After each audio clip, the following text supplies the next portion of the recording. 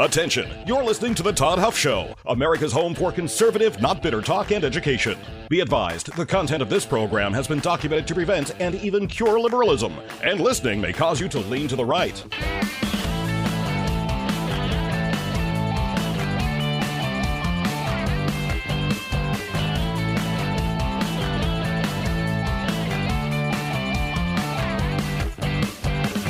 And now, coming to you from the Full Suite Wealth Studios, here's your conservative but not bitter host, Todd Huff. Well, my friends, we are down to the nitty-gritty, the final stretch here, as Indiana has this fight come to a conclusion between now and Monday on this redistricting fight, which is critically important. Listen, I know for those of you that are not in Indiana, this may seem like all that matters is Indiana this week. And I know it matters because it's my state, but listen, this has national implications. We've talked about this.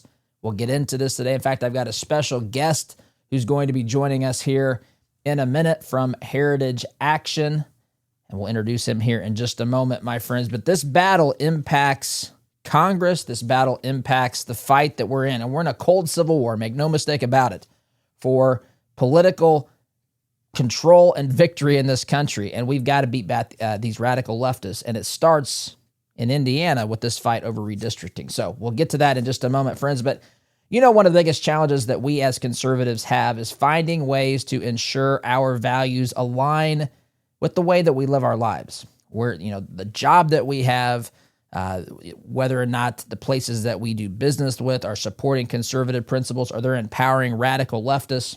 And that also includes the way that we invest our money. That's why I love what 4-8 Financial is doing. They specialize in biblically responsible investing. And that means that they go to find companies, the level that those companies align with your faith and your values. They do all this heavy lifting for you. All you have to do is complete a short assessment. I did it. You can as well. Visit 48financial.com/Todd to take that quick and easy assessment, 48financial.com/Todd, because your money should work for, not against, your values. All right, that being said, my friends, I'd like to welcome to the program today a special guest from Heritage Action. His name is Paul Lagemann. He is the State Advocacy Manager for Heritage Action. Paul, welcome to the program today. How are you? Todd, it is great to be on the program. It's a beautiful morning in Indiana as I'm en route to the State House. We have a huge event that we're partnering with Turning Point on. And when we talk about Turning Point, not only can we talk about the organization, but hopefully we can talk about the position that we are all in Indiana as we are very, very close to seeing a mid-decade redistricting happen. So this is pretty exciting times, and this isn't just about Indiana, as you mentioned. This is about keeping Congress red and not seeing that changeover as we wrap up the last 2 years of the Trump administration. That's right. That has unbelievable ramifications if Democrats get in control. Of course, we know we'll see lawfare, we'll see the weaponization of government and all sorts of crazy radical ideas, the end of Trump's agenda and all of that. But I want to stop and spend a little time talking about this as I just listen to what you say here. I think it's a great thing, Paul, to hear Heritage and Turning Point partnering. One of the things, I've been doing this for 10 years, and I think a lot of times we kind of get, even well-meaning conservative groups, we get into our own little lanes and little bubbles, and sometimes we're not working together as we should. So I want to commend you for that. Maybe talk a little bit about that partnership and why this matters so much.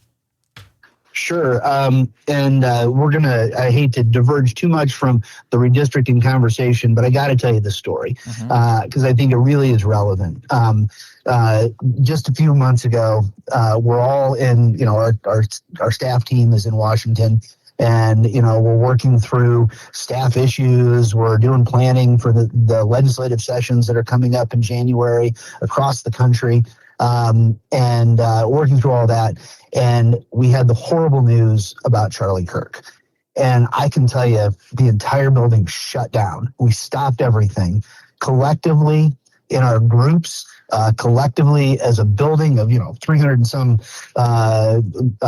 PhDs and lawyers and lobbyists and all the rest of us, we prayed. And I'll tell you, the difference between that kind of workspace and a corporate workspace, you just can't compare it. And I since then, I've been a fan of Charlie's work. I love to listen to him and hear how he spoke to kids on campuses. So it was heartbreaking for me, just really from afar. But we had a lot of folks who were really close to him, who knew him, personally, very directly. And to see kind of how the building as a whole, the whole enterprise was affected, and how we responded was really special to me. And it really reinforced that I'm in the right place at the right time. So I had to start there when we talk about turning point. And it certainly makes this relationship, this level of engagement with Turning Point, all the more important, because that legacy, that Charlie Kirk legacy, is absolutely critical to carry on. We've got to have that honest, engaging dialogue with folks of all ages, and I'm excited to be at the State House with the Turning Point folks today, because I know there's going to be hundreds of students there. I think it's going to be a great rally, and to really begin to talk, and have Heritage be part of that dialogue with, young people who are in college and or younger, or just a little out of college. I think it's a really cool step in the right direction for Heritage, and I am so excited that our senior leadership was really focused on making this happen. Well, I've been a fan of your work, of the Heritage Foundation, of course, Heritage Action, the other, sister organization there as well. It's you guys do very important work, and I commend you for what you're doing. Let's talk a little bit about what's happening at the State House today. I'll be speaking there. Governor Braun will be speaking there. Lieutenant Governor Micah Beckwith, Todd Rokita speaking. I'm forgetting somebody. There's a state representative. I don't have the list in front of me. But the bottom line is, you mentioned having a conversation, how Charlie Kirk was doing that with students, engaging with students who sometimes didn't know what they thought, sometimes who had really, really bad ideas. Sometimes these kids had it together and had it figured out and just wanted to exchange some ideas and thoughts with Charlie and all that. The need for conversation about this is critical, and it's hard. It's hard to have that conversation, Paul, because there's so much screaming.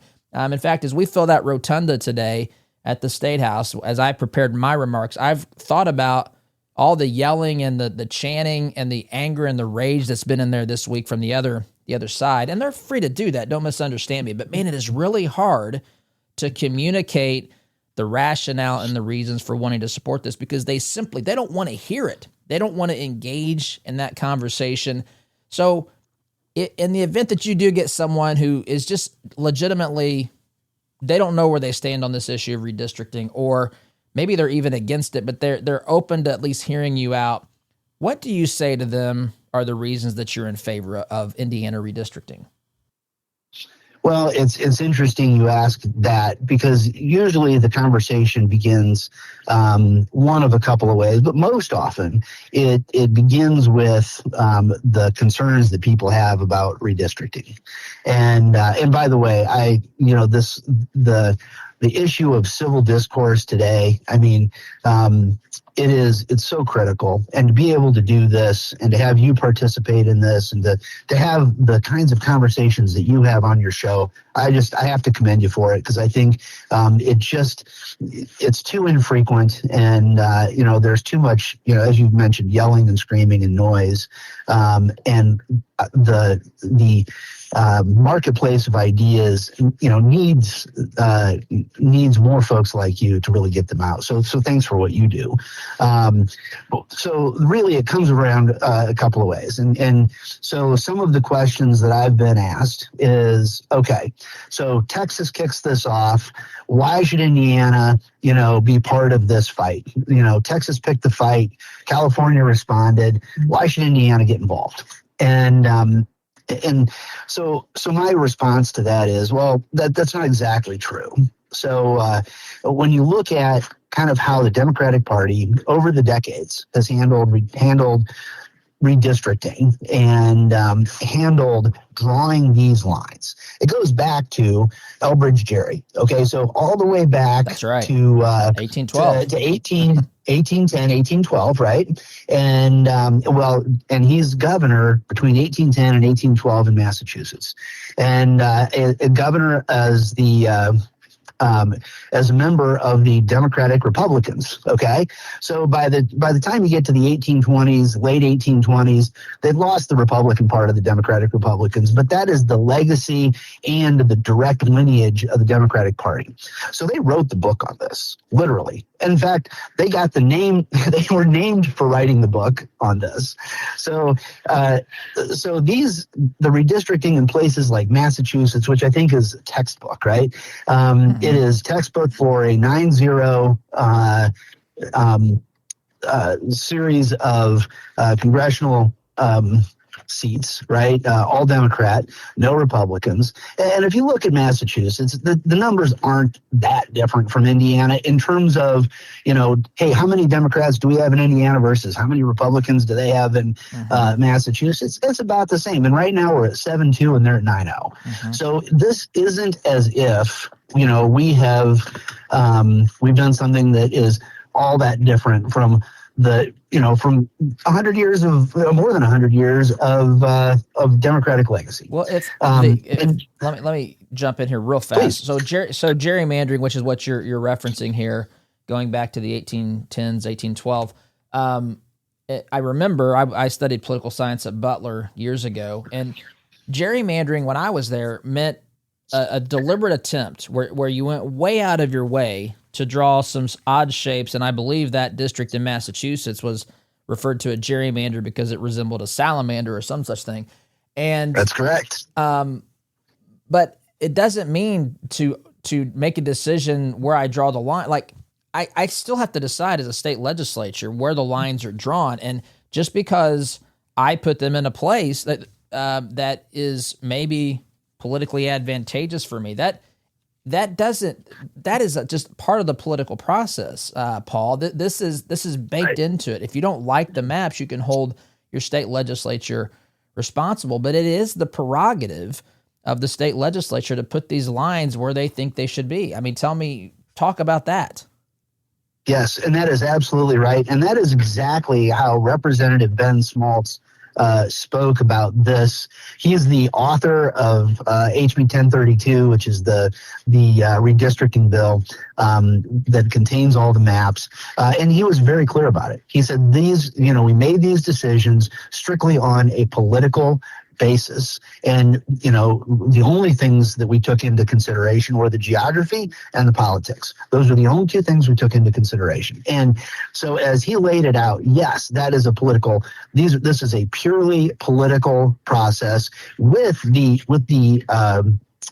intent of gaining political seats. Right? Yes. And so this is not, and he didn't sugarcoat it. He didn't say we're trying to be fair. He just said we're trying to win.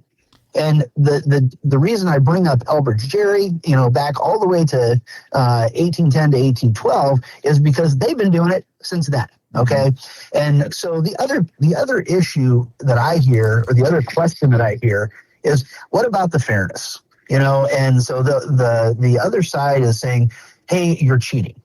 And what I want to say about Indiana specifically is, and Texas for that matter, neither Indiana nor Texas nor Missouri nor North Carolina had to alter their process in any substantial way. They didn't have to change their constitution. They didn't have to completely alter their process and system, but both Virginia and California did, right? So Virginia's in the front end of this. California has already done it. Both of them have to have California had it. Virginia has to have it. A referendum to alter their constitution to get rid of their independent redistricting commission and eliminate that and shift to a political process, right? And so when people say, hey, you're cheating, you're breaking the rules, my answer is, look, this is a fight for Congress. It's a fight for control of the next 2 years in our legislative body, and the fight for the House. So yes, this is a political process. But when you say, hey, did you cheat? Are you cheating to get this done? No. And in fact, we are working completely within the existing laws of the state of Indiana, Absolutely. as they did in Texas, as they did in Missouri, as they did in North Carolina. And on the other side, they have to alter their constitutions, for goodness sakes, to make it work. Mm-hmm. They're breaking their own rules. And so if there's any cheating going on, it's not on our side of the aisle. So I don't think it's cheating. I don't think it's unfair. I think it is. I think it reflects the people of our Hoosier state, right? And so if you look across the state, you say, okay, every elected statewide official is Republican. You've got massive supermajorities in the House, and even more massive in the Senate, right? Mm-hmm. You've got almost every county organization, almost every county council, county commission is Republican in the state of Indiana, and yet we say it's only fair if we have 7 Republican congressmen and 2 Democratic congressmen. It doesn't make any sense whatsoever. Well, let's talk it doesn't reflect the nature of the state. Let's talk about fair. I tell my kids, by the way, not to use the 4-letter F word, fair, because it is such a, and listen, I'm a guy that appreciates what I would call justice. We need to seek that.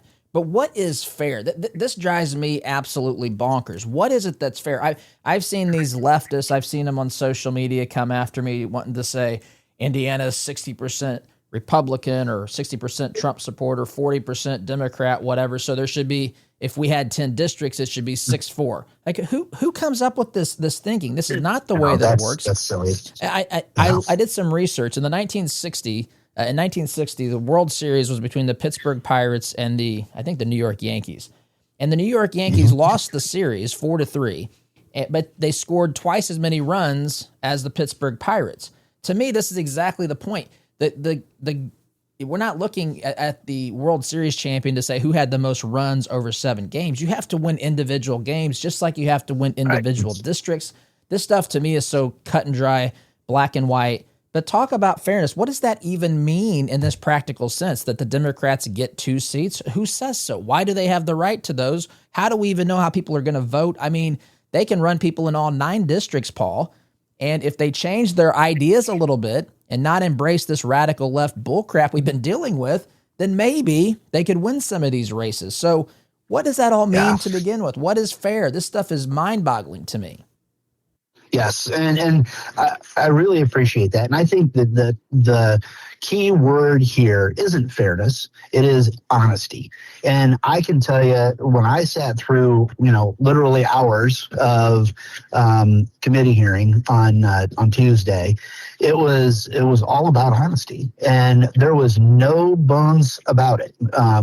Representative Schmaltz says these are political decisions. We based it purely on that. The idea is to get more to get more runs than our opponent, right? I mean, we're in a head-to-head fight here to get more districts than our opponent. And that's how we've designed it. We're in power. We have the opportunity to do it. And, the nation is in balance, right? This isn't just about Hoosiers. It's about a bigger picture. And, so I think the way Indiana's handled this pretty direct honesty, even the ranking member on the Democrat side on the Elections and Reapportionment Committee on Tuesday, said to Representative Schmaltz, I appreciate you being purely honest about what you're trying to do. And I think that's the right thing. I think it's exactly how we shouldn't veil it in anything other than what it is. Exactly. Which is, this is a fight for our nation, and we intend to win. And here's how we're going to do it. We came to the current maps in the same way. I mean, there might have been a different give and take, ebb and flow there, but it's the same stinking thing that said, well, we think Democrats should be, I guess, competitive in these 2 districts. I mean, I don't even. it's just mind-boggling to me, especially when you factor, Paul, things like how illegal immigration affects the census. I mean, you know that Biden's administration, they counted illegal aliens in the census, and they allocate federal funds and they allocate representation to states based upon those tallies. Like, I mean, we know that that's impacted it. And I've seen some that said that it's multiple districts that have been assigned. And those translate into electoral votes. I mean, this is a massive problem, and it's diluting the voice of Hoosiers. Talk about that if you will. Absolutely. And I have got to make a shameless plug for a piece of model legislation that we're introducing in Indiana and probably about 15 other states that I'm so excited about. And it is state redistricting. And in the state redistricting model bill, you don't count folks who aren't eligible. You don't count non-citizens. If you're not eligible to vote as a citizen, you're not counted. Okay, that will change lines, and it even could potentially have an impact of reducing the number of congressional districts in the state. So there could be some negative impact to it, but it's an honest response, to a dishonest problem. And right now, as we say, okay, it's got to be 790,000 per congressional district, which is about the right number. As we look at each congressional district, then how we count that number of people just includes all the people that are there. It doesn't matter if they're citizens, if they're eligible as a citizen to vote or not. And so that is problematic. And that's why we at Heritage have come up with an alternative. Now, it can be kind of expensive for states. Yes, sir. Let's pick up there. I'm getting to the end of my segment. I'm sorry. Let's pick up there. Let's talk about this on the other side of the break. Before I take that break, though, my friends, let's face it, living with discomfort can be tough, and prescription medications can help you sometimes, but those often come with a long list of side effects, not to mention the risk of dependency. That's why a lot of people are exploring natural options like Kratom. Now, I know Kratom has a bad reputation out there, but that's because of the synthetic junk that has chemicals that's not managed the right way. You can work with Christopher's Organic Botanicals. You can work with a family-run company that does things the right way. They work directly with Indonesian farmers. They lab test every batch to make sure that you're getting a product that is good and properly handled, my friends. So Christopher's Organic Botanicals keeps it real. They keep it clean. They keep you informed. You can research it, and I encourage you to research it. You can go to their website or do it on your own, but Christopher'sOrganicBotanicals.com. If you decide that this is something you want to give a try, start with their Kratom Starter Pack. Use code ToddHuff. You'll save 10%. Christopher'sOrganicBotanicals.com, my friends. Truth, transparency, tradition. Time out for me. Be back in just a minute. Welcome back, my friends. Been talking with Paul Lagemann. He is the State Advocacy Manager for Heritage Action. We're talking about redistricting. I ever so rudely interrupted Paul because I had to cut it off there before so we could take that time out. So, Paul, I do apologize. Before the break, you were talking a little bit about some things, some work you're doing in Indiana regarding just the way that districts are drawn and counted and so forth. Maybe pick that up and set that up and explain what you're working on there. Absolutely. And sorry for the long-winded part of it, but we get excited, and these beautiful semi-sweet morsels of conservatism are hard to let go, even with breaks. That's right. So the bill that Heritage is pushing around the country, and we're working on in a number of about 15 or 16 state legislatures this year, in the coming year, in the 26 cycle, is state-sponsored census. So it puts the census in the hands of the states, so they can control it, they can eliminate non-citizens, and get an actual, honest count. And the one thing you do find is, particularly in urban areas, it will affect those spaces because that's normally where you end up with, more folks that are here that don't have the ability to vote. So, whether they're here legally as a non-citizen that can't vote or illegally as a non-citizen that can't vote, they shouldn't be counted in terms of what the design and what the size and what the parameters are of a congressional district, a state legislative district, a county council district, or any such thing. So let me ask this, Paul. Better census count is the goal. Yeah, that sounds great, and there's some that makes a lot of sense in certain ways. So would the bill, does the U.S. Does the federal government still, would they be conducting the U.S. Census overall? Or in this legislation, would states try to take that over completely? What happened? How does that work? It wouldn't eliminate the federal census. The federal government has the ability to do whatever they want to, kind of do what they want to do, right? However, for the purpose of creating political subdivisions and districts, it would use the state numbers as opposed to the federal. Okay, so if a state had its own number that differed from the federal government's census numbers, would that impact the number of congressional seats that would be allocated, or how does that still come from the federal census? The number of seats probably can't change unless there is a federal law change, right? But it would certainly alter the potential dimensions and the look and feel of many of these congressional districts. And at that point, really, if we say, okay, well, the feds say we have to have 9 in Indiana, we just divide them up, Gotcha. Based on legal citizens.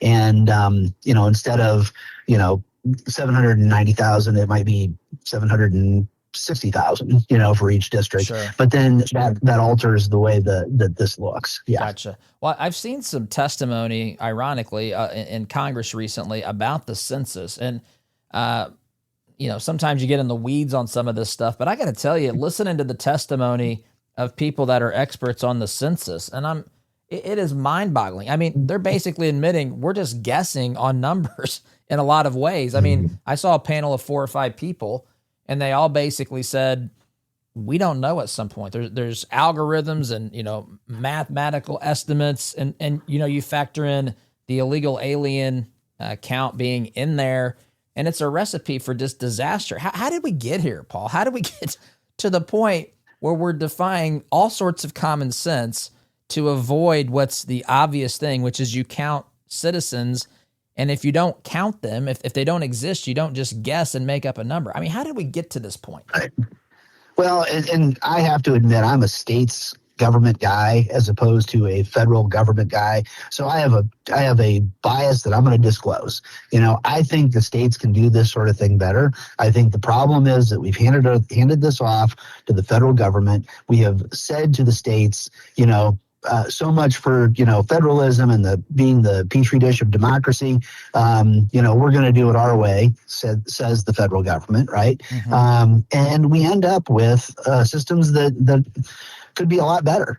The beauty of having 50 states, really kind of govern this process and govern it and create it and improve it the way that states do when they're really free to make policy decisions. I think you better get a much better product overall. And I think shifting and believing in federalism and letting it work is definitely the way. And we argue, we have conversations about internally in the building about sort of the state versus federal, the pace of how work goes and that sort of thing. When we talk to our analysts and the folks on the foundation side who are really doing the deep thinking about policy, and we're saying, hey, we need this, literally tomorrow, they don't even understand it because they're so used to working with a glacial federal government. They don't understand the speed of states and the engagement level in states.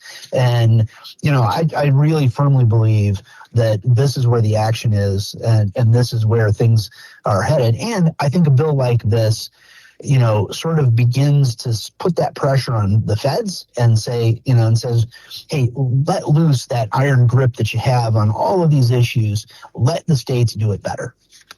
So let's get returned specifically to where we are in Indiana today with redistricting. Do you have a gauge on where some of these senators stand? I know that I spoke with Brett from Turning Point earlier this week. He had a list of senators that I think there were 8 or 9 of them that he said were on the fence that people should reach out to and call. Do you have any gauge of where these senators are as to where they're going to come down? Are there people that can still be persuaded? What's your understanding of what's going to happen next in the Senate? Well, I mean, I think the fact that the Senate is having a special session at all after voting on Organization Day not to do it says that they're moving in the right direction. Okay. So the vote on Organization Day was a surprise to everyone, including the speaker. I think it sort of shocked the House that they did it. No one really anticipated it. And then all of a sudden you have this vote on whether or not to do a special session, whether or not to do redistricting. So it was a surprise to everyone. So I think you can somewhat discount that vote overall and look at where the yeses and nos are. I think we're about 5. I think if we shift 5 votes, we win. And so that's about where we are. And I can tell you, like, in the conversations I've had with state senators and state House members who are getting tons of calls on this, if it's coming from Peoria, Illinois, or Kansas City or someplace like that, they're pretty much disregarding it. Mm-hmm. If it's coming from within their districts, they're not only taking the call, they're having a real conversation. And, so we've said to our team, our Sentinel base, the grassroots network that we have across the state of Indiana and really across the country, but specifically for our Indiana Sentinels, we have said, hey, this is a polite conversation. They need to know that if they make the decision for redistricting, that they're going to support them, not only in the primary, but in future races, that, that this is a pivotal decision, and that you're encouraging them, and standing with them and making the right call here. As opposed to, and I can tell you a lot of the members have just gotten, they've been sworn at, they've been yelled at, they've been, that stuff just isn't helpful. Mm-hmm. And civil discourse, right? And so I think we're about 5 off in the Senate. As you know, yesterday we moved off a second reading in the House. Mm-hmm. It came out of committee on Tuesday, second reading yesterday, third readings today. It'll get voted on in the House, presumably passed out. The votes are there. It'll go over to the Senate on Monday. We are hearing that a hearing will happen Monday, so in the afternoon. So it's going to move quicker, and that's not even on the calendar yet. So, but that's what we understand is it'll be a Monday afternoon hearing and a committee hearing, and so this is going to move pretty quickly, potentially in the Senate. I would have guessed, at the beginning of the week it would have the same cadence as it's had in the House. That doesn't seem to be true. They're moving it a little bit quicker. So my sense is too that it'll get out of committee. It'll go through the same process with a potential series of amendments that would happen on second reading. My guess is most of those will die. Probably all of them die. And then we just see where we're at on third. Mm-hmm. To see if this thing will pass. Remember, though, too, we do have in the Senate the lieutenant governor who can break a tie. So, we know where Mike stands. If we're we know where he stands. So if we're that close, at least we can break the tie. Okay. So that's where we're sitting. I believe it's about 5 votes that have to shift, and we feel optimistic that many of those folks are headed in the right direction. Paul, can you stay around for our last segment? It's about 6 minutes. I hate to put you on the spot like that, but would you be able to?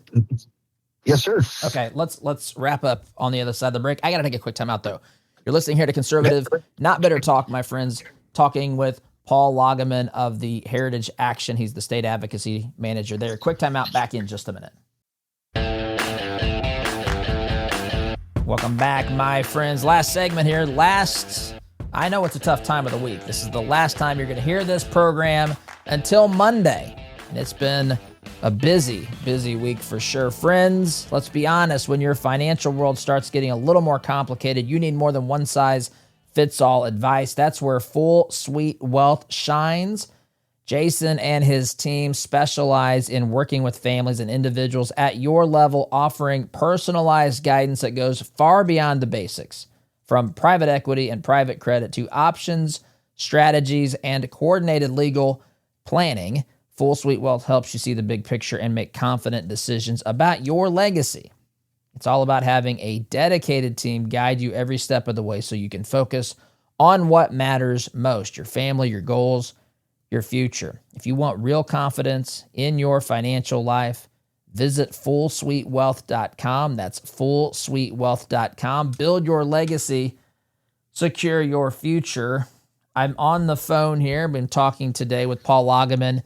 He is the State Advocacy Manager of Heritage Action.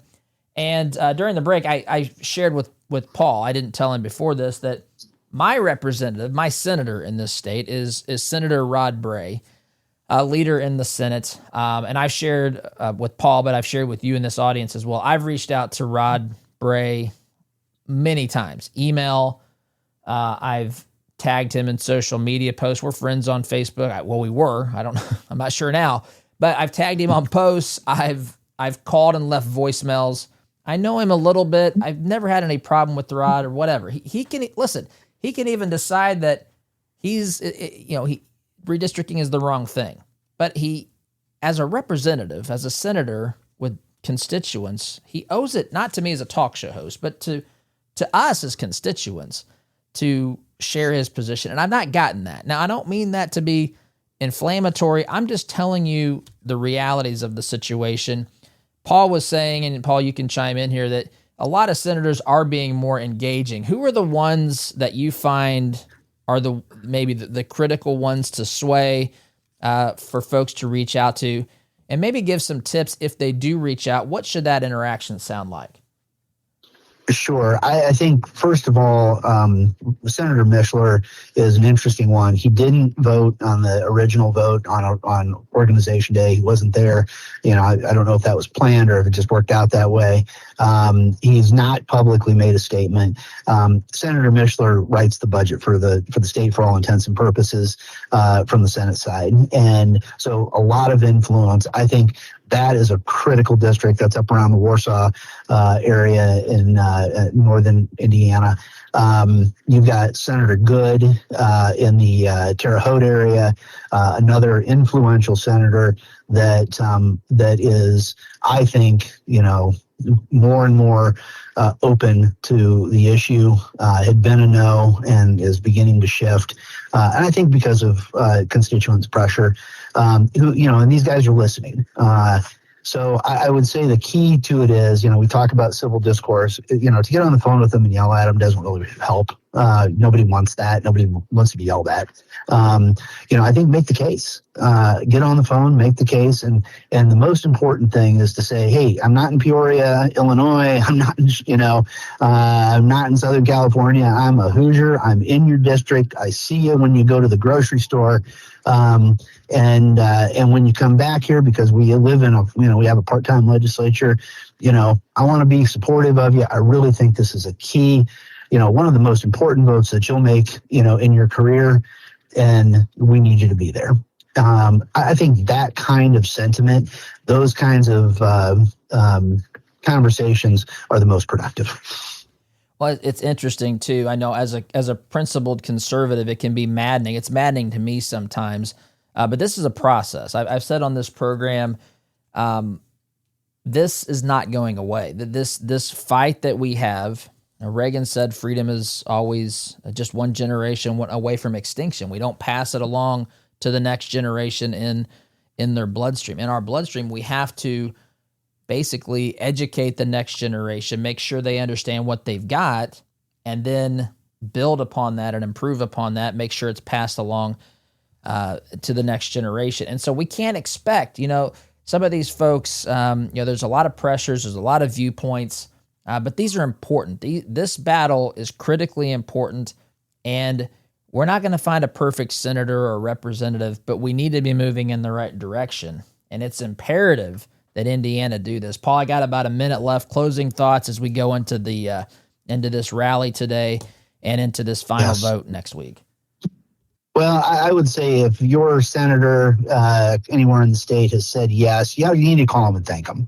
I think that's really important too, because a lot of times we get to the yes and then we walk away and we forget about them. We need to say thanks. I can tell you, Senator Johnson from the Fort Wayne area has really been pivotal in this process.